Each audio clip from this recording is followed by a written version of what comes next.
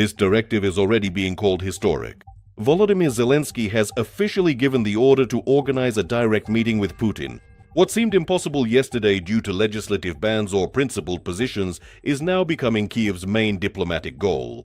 The world is holding its breath. Will this dialogue mark the beginning of the end of the war, or will it be yet another trap set by the aggressor?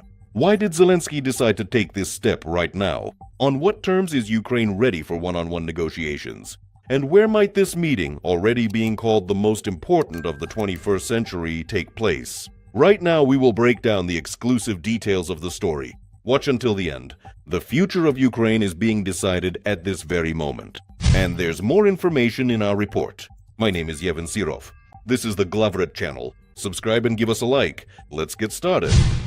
As reported by Glavred, the decision to prepare the meeting was prompted by the need for direct contact to resolve issues that cannot be agreed upon through intermediaries. After 4 years of full-scale invasion and diplomatic efforts at the level of the peace summit, Kyiv has come to the conclusion that final agreements on a ceasefire and troop withdrawal require personal confirmation at the highest level.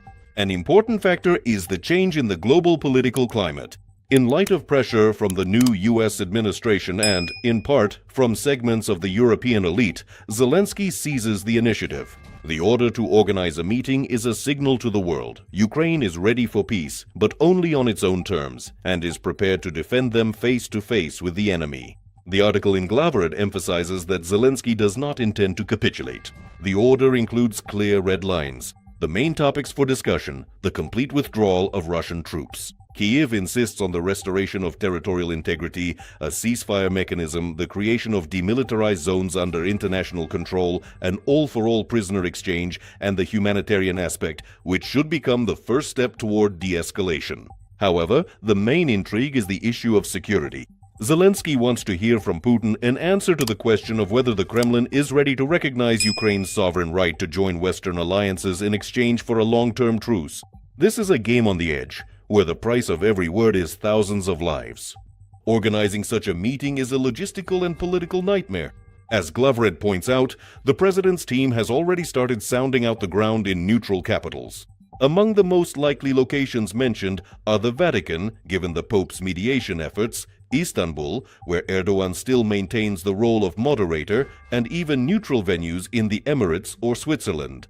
But is Putin himself ready?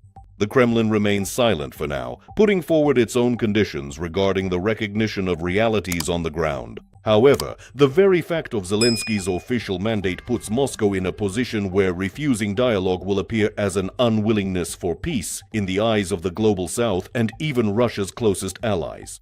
Is this a real diplomatic breakthrough or yet another false start? Right now, extremely alarming news is coming out of Geneva. The political part of the trilateral negotiations between Ukraine, Russia, and the United States has officially reached a deadlock.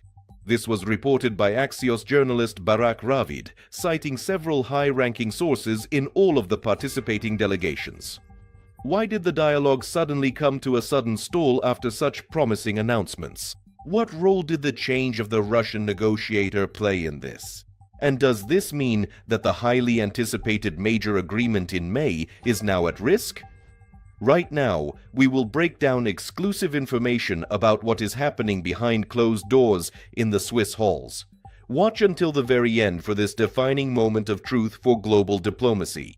Well, you'll find more details in our report. You are watching the Glavred channel. I'm your host, Evgeny Serov. Like and subscribe to the channel. According to Axios sources, the main reason for the stalled negotiations is the position of the new head of the Russian delegation, Vladimir Medinsky. His appointment came as a surprise to Kyiv, replacing the representative from military intelligence. According to Union, instead of discussing practical steps to end the fighting, Medinsky reverted to the Kremlin's favorite tactic, philosophizing about historical roots and giving history lectures. In an interview with Axios, Volodymyr Zelensky responded to this in the harshest terms. Quote, "We don't have time for all this crap. We need to solve the issue and end the wars." Essentially, Kyiv accuses Moscow of deliberately stalling for time and trying to turn a serious summit into a propaganda show. While Medinsky talks about history, people continue to die on the front lines, and this is Ukraine's main grievance. Washington, represented by Special Envoy Steve Witkoff and Jared Kushner, is trying to play the role of effective moderators, but faces resistance. The media emphasize that the American delegation is the most active in using its resources to bridge the positions of the parties. However, Zelensky expressed concern that the United States too often asks the Ukrainian side, rather than the aggressor, to make compromises. The primary stumbling block remains the complex territorial issue. Russia is demanding to fix the current front line and hand over the remaining 20% of the Donetsk region to its control, which represents an absolute red line for the government in Kyiv. Axios journalists point out that it is at this stage that the political group has become most deeply stuck. Despite the deadlock in the working groups, Volodymyr Zelensky made an unexpected move. He instructed his team to begin preparations for a direct meeting with Putin right here in Geneva. According to the Ukrainian president, a breakthrough on the territorial issue is only possible through direct contact between the leaders.